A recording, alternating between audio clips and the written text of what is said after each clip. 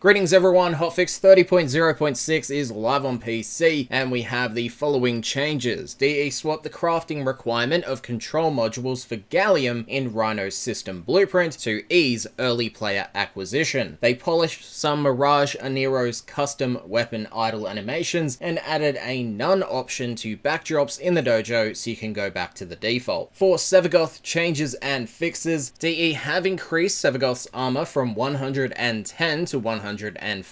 added functionality to now hold Sevagoth's Reap on cast to speed up the shadow by 2 times. They made improvements towards Sevagoth's Reap movement to alleviate the shadow becoming stuck in numerous situations, with a note that he may still get stuck in some cases, but his movement should be less jerky and should no longer try to dig his head into a wall. Sevagoth's Gloom now consumes 0.75 energy per second at base for each enemy within Gloom's range. Equip efficiency mods that being streamlined and more to reduce this. Note that there is another planned change which prevents the energy cost from increasing to 1.5 per enemy and caps the drain at a maximum of 10 enemies. They've also added custom sound when entering Sevagoth's pre-death tombstone, fixed Sevagoth's shadow breaking railjack battle mod icons and button callouts, Sevagoth gaining permanent invisibility if the temporary effect expires while in the shadow form. Another fix was made towards Sevagoth not going into the shadow form after death if Sevagoth previously died in Arcwing, and they fixed incorrect loadouts showing when mod linking a loadout for Sevagoth's shadow. As for the game's overall fixes, with 30.0.6, DE fixed a crash occurring if your real-world headset was unplugged and reconnected during a mission, a functionality loss and game freeze when exiting the railjack as a cinematic starts, a functionality loss when comparing armament and components with a controller in the railjack configuration screen, an exploit in the assassinate bounty missions in the Orvalis, clients not seeing crewmates if they joined while the mission was in progress and the crewmate was on the turret, a progression stopper in the Kuva Fortress tileset if a client joins the mission after the initial gate is opened, rapidly selecting between weapon options during the Awakening tutorial, resulting in a temporary weapon functionality loss, railjack enemies not triggering void sinks, the ability to equip the synth charge mod to the epitaph, with the note that the epitaph does not meet the magazine size requirement for synth charge. They fixed cases of waypoint markers breaking when in Arcwing or Titania's Razorwing, notably on Deimos, a rare case of having negative argon crystals, the Cambion Drift Asophage fast travel screen fade being applied to all players, not just the player using it, the client field of view settings getting reset after using Sevagoth's shadow, the reset skills button not resetting the crew member's competency points when using a controller, the planes vital on capture the Grenier Commander bonus objective failing without players actually killing any other enemies, the planes of Eidolon escort drone starting to move without hacking it, Tusk heavy gunners aiming into the ground sometimes with their Grattler and not swapping back to it from their Kamuk when you put some distance between you, cases of Tau resist not reducing damage against sentients at all, causing self-damage when using the Sigma and Octantis heavy attack while airborne, the Iron Bride mod screen displaying incorrectly when having Korra equipped, lingering damage fields from mind-controlled NPCs, aka Napalm's fire effect, failing to damage anyone, the coolant and core cell being shown as inserted in the wrong place during the Corpus ship sabotage missions, missing geometry sections along the spine of the Mirage Anero's skin, a hitch during the Awakening quest, Gauss's redline meter sound playing repeatedly if your drain and fill rates are close enough to keep it cycling back and forth around the red line. They fixed Eidolon spawn sounds continuing to play if entering Cetus while spawning and despawning is happening, missing dialogue during some Vitruvian cutscenes, Nova's rifle animation having unnatural movements, Darvo calling out for your secondary weapon during Vor's prize quest despite not actually being able to by design. They fixed seeing Thermia fractures in the world state window and navigation panel without having the Voxelaris quest complete, a script error when loading into a Void Storm just before it expired, and numerous script errors when spawning a Necromech. That was 30.0.6. Thanks for watching, and I'll see you guys next time. Peace.